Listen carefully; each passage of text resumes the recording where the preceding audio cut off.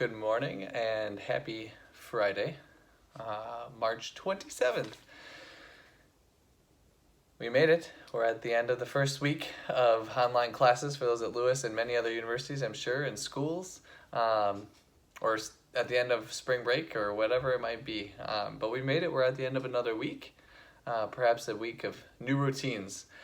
Thought I'd share to start and to kind of give us some comfort at the end of this week. The responsorial psalm that would be or is being said at virtual masses today, but also would be if there were masses happening in public. This would be the responsorial psalm. So it's Psalm 34, verses 17 through 18, 19, 20, 21, and 23. The Lord is close to the brokenhearted. The Lord confronts the evildoers to destroy remembrance of them from the earth. When the just cry out, the Lord hears them, and from all their distress he rescues them. The Lord is close to the brokenhearted, and those who are crushed in spirit he saves. Many are the troubles of the just man, but out of them all the Lord delivers him. He watches over all his bones, not one of them shall be broken. The Lord redeems the lives of his servants. No one incurs guilt who takes refuge in him. The Lord is close to the brokenhearted. I think it's pretty safe to say that many of us are very brokenhearted right now. Yesterday was an interesting day. This whole week was an interesting week for me.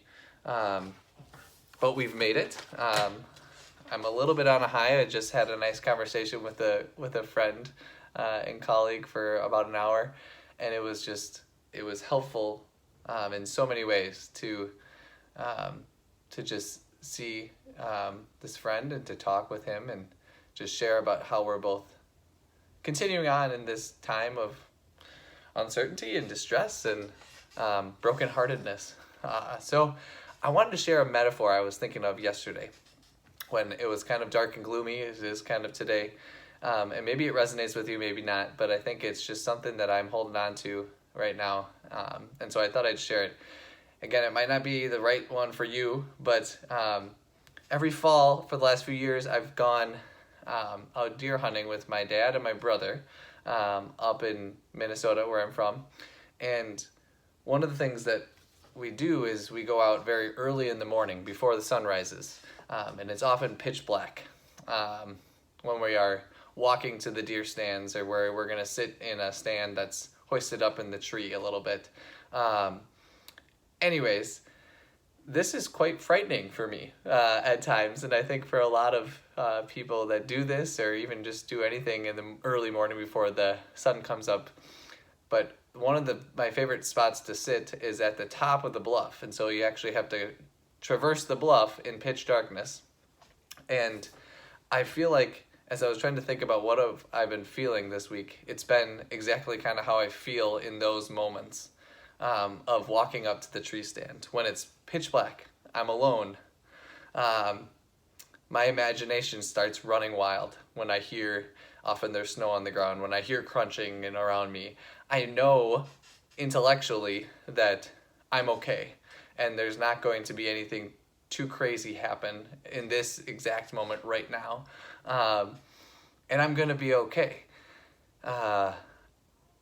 It's still hard to imagine that, but as I go up the bluff and I can't see much, my sight is kind of blinded. I get up and there's a part right near the top of the bluff where there's a path that breaks off, and that's where I want to go. But oftentimes I'll get to a spot and I think it's that spot, and then all of a sudden I go, oh, nope, that's not right, and have to backtrack a little bit. And then when I finally get up there, I get to the stand, and when I get into the seat, often there's a big, I made it. And then slowly the sun rises, light kind of seeps into the woods around, and it really is some of the best moments for me in terms of being close to the Creator, and just feeling like I am a good creation, and everyone I know, as well as all the people I don't know, and all the animals and the trees, it's good. We are good. And there's hope. And so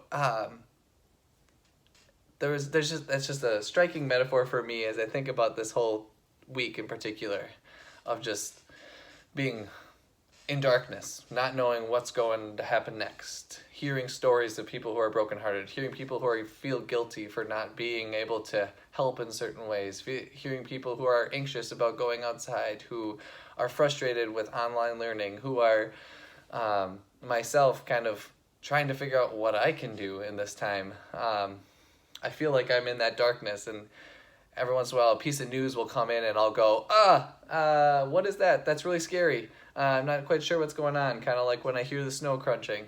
And it's just a time when I've felt, and I know intellectually, that I am okay. At least in this immediate moment. I know there's still that uncertainty. But I am okay, and I know that I'm going to get to the deer stand, and when I get there, there's going to be this beautiful sight, and this beautiful morning that as the sun rises, and I hear birds, and I see animals, and I see all sorts of goodness around me. So I just share that because I feel like I need to have hope right now. I need to be positive, and I need to try and find and weed out and hold the distractions, the news, and the sadness at bay a little bit, to let it come for me, and then have those moments where I get struck by something one of our boys says, or I have a wonderful conversation with a colleague, or with students that I did yesterday, and hearing their stories and smiling and laughing with them. Cherish those moments and reach out to one another is what I'm trying to do. The same friend shared something that he'd heard, that the problem with this idea of social distancing is that it emphasizes the distance too much. And so I guess my hope for myself is to think of it in this other way, which is to have distance socializing. Play on words, or what may, but I think there's something about that. We're not social distancing because we are there with each other. We can be, but rather we're socializing at a distance, or distance socializing. So the Lord is close to the brokenhearted. We're close to each other. Happy Friday. Talk soon.